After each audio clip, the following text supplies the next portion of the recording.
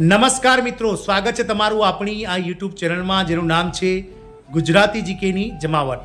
મિત્રો, આજના વિડીયોમાં આપણે વાત કરવા જઈ રહ્યા છીએ મિત્રો રાજ્યભરના આઉટસોર્સ કર્મચારીઓ તેમની નોકરીની સુરક્ષા અને લઘુત્તમ વેતન 21,000 રૂપિયાની માંગ સાથે રાજધાનીમાં એકઠા થઈ ગયા છે અને સરકાર સામે વિરોધ પ્રદર્શન કરી રહ્યા છે। આમ રાજ્યભરના વિવિધ વિભાગોમાં તેમજ બોર્ડ નિગમોમાં કાર્ય કરતા આઉટસોર્સ કર્મચારીઓ, કોન્ટ્રાક્ટ કર્મચારીઓ કે જેઓનું સંખ્યાબળ રાજ્યમાં લાખોની સંખ્યામાં છે, તેઓ સરકાર સામે હાલ બાયો તેમણે ચડાવી છે અને પોતાની વિવિધ માંગણીઓ, નોકરીની સુરક્ષા અને લઘુત્તમ પગાર દર જે 21,000 રૂપિયા કરવાની માંગને લઈ અને અડગ છે। જાણીએ વિડીયોમાં વિગતવાર કે કઈ રાજ્ય સરકારના કોન્ટ્રાક્ટ કર્મચારીઓ હાલમાં જે છે તે મિત્રો વિરોધ પ્રદર્શન પર બેઠા છે અને શું છે તેમની વિવિધ માંગો, તેને લઈને આજના વિડીયોમાં વિગતવાર ચર્ચા કરીએ। તો વિડીયોના અંત સુધી બન્યા રહો અને જો તમે ચેનલમાં નવા હોય તો અમારી ચેનલને લાઇક, શેર અને સબસ્ક્રાઇબ કરી બાજુમાં રહેલું બેલ આઇકન દબાવી દો, જેથી કરીને મિત્રો તમને અમારી ચેનલ પર મૂકવામાં આવતા આવા ભરતીઓનો નોટિફિકેશન, સરકારી કર્મચારીઓ, પેન્શનર્સ અને યોજનાઓને લગતા પરિપત્રો સરળતાથી અમારી ચેનલના માધ્યમથી ઉપલબ્ધ થઈ જાય। તો મિત્રો વાત કરીએ મધ્યપ્રદેશની, તો મધ્યપ્રદેશમાં રાજ્યભરના આઉટસોર્સ કર્મચારીઓ નોકરીની સુરક્ષા અને લઘુત્તમ વેતન રૂપિયા 21,000ની માંગ સાથે રાજધાની ભોપાલમાં એકઠા થયા છે। મિત્રો, રાજ્યભરના આઉટસોર્સ કર્મચારીઓએ રવિવારે રાજધાની ભોપાલના નીલમ પાર્ક પાસે પહોંચ્યા હતા અને નોકરીની સુરક્ષા અને લઘુત્તમ વેતન 21,000 રૂપિયા કરવાની માંગ સાથે પ્રદર્શન કર્યું હતું। એટલે કે ગઈકાલે જે છે તે 29 સપ્ટેમ્બરના રોજ તમામ આઉટસોર્સ કર્મચારીઓ કે જેઓનું સંખ્યાબળ રાજ્યમાં લાખોની સંખ્યામાં છે, તેઓ મિત્રો ભોપાલમાં નીલમ પાર્ક પાસે વિરોધ પ્રદર્શન કરવા માટે પહોંચ્યા હતા।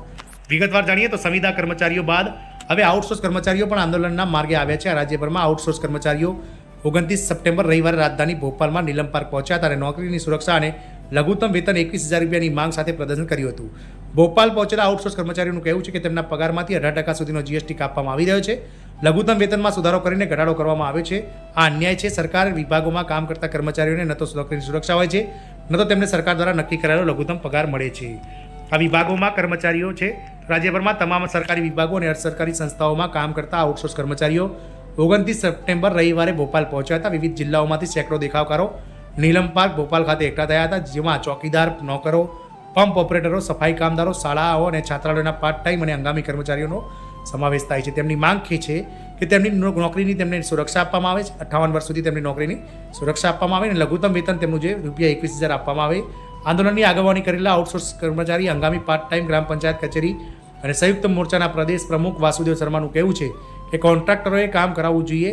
મધ્યપ્રદેશમાં સરકારી વિભાગોમાં રહે છે 80% વિભાગોનું ખાનગીકરણ કરવામાં આવ્યું છે। સરકારી વિભાગોમાં કામ કરતા કર્મચારીઓને ન તો નોકરીની સુરક્ષા હોય છે કે ન તો તેમને સરકાર દ્વારા નક્કી કરાયેલા લઘુત્તમ પગાર મળે છે। કર્મચારીઓ અન્યાયનો ભોગ બને છે। આ અંતર્ગત કામદાર ક્રાંતિ આંદોલન ચલાવવામાં આવી રહ્યું છે।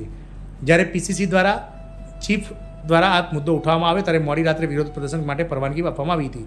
ઉલ્લેખનીય છે કે રાજ્યભરમાં તમામ સરકારી વિભાગો અને અર્ધ સરકારી સંસ્થાઓમાં કામ કરતા આઉટસોર્સ કર્મચારીઓ રવિવારે ભોપાલમાં વિરોધ પ્રદર્શન કરવા માંગતા હતા, પરંતુ તે મળી ન રહ્યા હતા। સરકાર તરફથી પરવાનગી મળી નહોતી। શનિવારે પીસીસી ચીફ જીતુ પટવારીએ કહ્યું હતું કે ગાંધીજીના દેશના સત્યાગ્રહ માટે જગ્યા ઉપલબ્ધ નથી। આ સરકારનું તાનાશાહી વલણ છે, જે બાદ તેમને શનિવારે મોડી રાત્રે જિલ્લા પ્રશાસન તરફથી આ પ્રદર્શન માટે પરવાનગી મળી હતી।